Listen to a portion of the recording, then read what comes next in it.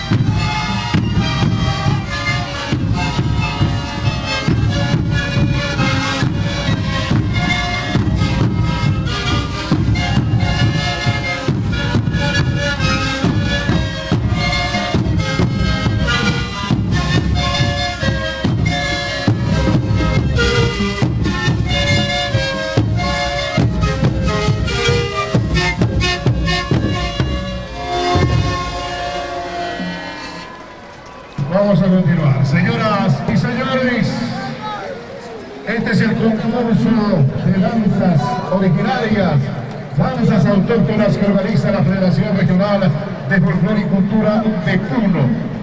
Y los conjuntos, una vez que participan en este escenario del estadio, están haciendo su recorrido correspondiente. Siempre también venerando a nuestra patrona de Puno, nuestra mamita de la Candelaria, que está en el Parque Pino.